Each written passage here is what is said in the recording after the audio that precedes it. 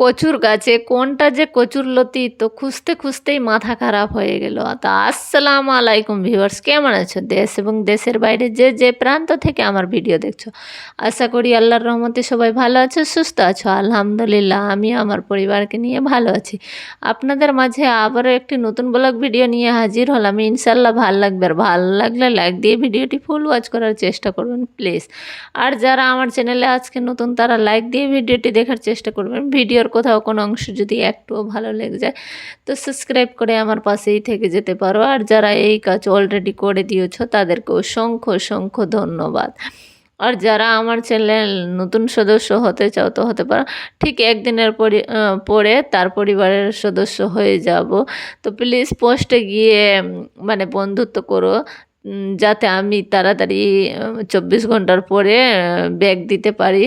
ভিডিওর মধ্যে খুঁজতে খুঁজতেই অনেক দেরি হয়ে যায়, আর দেরি হয়ে গেলে আমার অনেক বন্ধুরা মানে বন্ধুত্ব কেড়ে নিয়ে যায়। তো প্লিজ পোস্টে গিয়ে বন্ধুত্ব করো।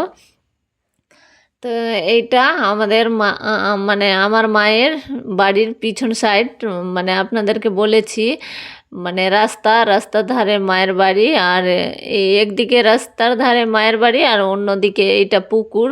তো পুকুরটা অনেক বড় আছে, আপনাদের সঙ্গে শেয়ার করেছি আগের ভিডিওতে, তো আজকে দেখিয়ে দিলাম। তো এইখানে যেখান থেকে আমি ভিডিও করছি মানে পুরোটাতে কচু আর কি কি লাগানো আছে অনেক কিছু, তো যাওয়া যাচ্ছে না। তো এখানে একটু চিকন করেছে, চিকন বলতে কি সবাই মানে উপরে ওই পারে যায় গরু নিয়ে, মানে গরুকে ঠুকতে বা গরু নিয়ে আসতে। তো এই যে টিনের নৌকায় করে পার হয়ে, সবসময় তো কাপড় ভেজানো যাবে না। আর তাও আবার মানে অনেকজন আর অনেক জল আছে, মানে সাঁতার কাটতে হয়। তো তাই জন্য নৌকায় পার হয়ে সবসময় সাঁতার কাটা, আর পুকুরের জলে নামা অনেক কষ্টকর। মানে আমাদের এদিকে পুকুরে কেউ কাজ বাজ করে না, তো যারা করে না তাদেরকে তো একটু লাগে, আলসামি লাগে, আর নোংরা নোংরা ভাব আসে, তাই জন্য। তো এই যে পুকুরে কিনা অনেক ছিল, মানে কলমি শাকও অনেক আছে, কেউ খাচ্ছে না। তো আপনাদের সঙ্গে না আমার অনেক আপুরা কচুর লতি খায়, তো আমি কচুর গাছের কাছে দেখি কি কোনটাকে আপুরা কচুর লতি বলে। তো খুঁজতেই খুঁজতেই আমার মাথা খারাপ। আমি আরও অনেক জায়গায় গিয়েছি, মানে বাগানে, তো এইগুলা কচু বাগান, কিন্তু হ্যাঁ আপুরা এটা গাঠি কচু না, মানে এটা লম্বা লম্বা কচু হয়। আপনাদের সঙ্গে শেয়ার করব উঠিয়ে একদিন, মানে উঠাবো একটা গাছকে, আপনাদেরকে দেখাবো যে এই কচু হয়। তো কচু তো কচুর লতি তো পেলামই না, মানে মাথা খারাপ হয়ে গেল আমার।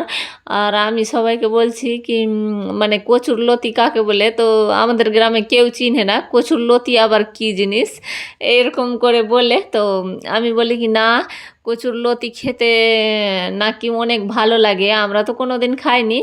তো আপনাদেরকে মানে আমি বলি না যে সবার ভিডিও আমি দেখি, তো কচুর লতি দেখায়, তো আমি বলি কি না খেতে মজা লাগে। তো আমাকে সবাই বলে কি খেতে মজা লাগে, তো তুই খেয়েছিস নাকি? তো আমি বললাম না আমি খাইনি। তো খেতে কীরকম মজা লাগে তুই আবার কি করে জানলি?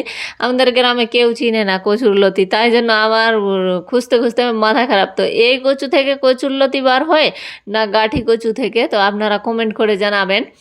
তো এই যে আজকে দুপুরের খাবার মানে কালকের গরুর মাংস আছে, তাও আবার আমার মা রান্না করেনি, কারণ কালকে আমার চাচাতো মাসির বাড়িতে ছাদ ঢালাইয়ের অনুষ্ঠান ছিল। তো ওইখান থেকে আমরা খেয়েছিলাম ওর বাড়িতে গিয়ে, তা আবার নিয়েও এসেছিলাম।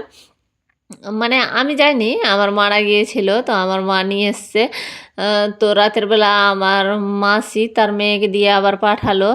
তো ওইটা তরকারি ছিল, তো মাংসের তরকারি আছে, আজকে কলার ভর্তা আমার আম্মু করছে দেখতে পাচ্ছেন, আর শাক করেছে ব্যাস। এইটা শাক ভাজি, আর শাক ভাজি এটা অনেক টেস্টি, কাটা খুঁড়িয়া শাক, মানে খুঁড়িয়া যেটাকে বলে, আপনারা অনেক আপুরা হয়তো চিনতে পারবেন কি চিনতে পারবেন না। আর মানে কি জিনিস বলে ওটাকে, খুঁড়িয়া ছাড়া, তো আমি সেটাও জানি না। তো আজকে ভিডিও বড় নাই, এইটুকু ভিডিও। আর যদি মানে আমার কোথাও কোনো অংশ যদি ভুল হয়ে যায় তো প্লিজ ক্ষমা সুন্দর দৃষ্টিতে দেখিও। আর আপনারা ভালো থাকবেন, সুস্থ থাকবেন। আল্লাহ হাফিজ।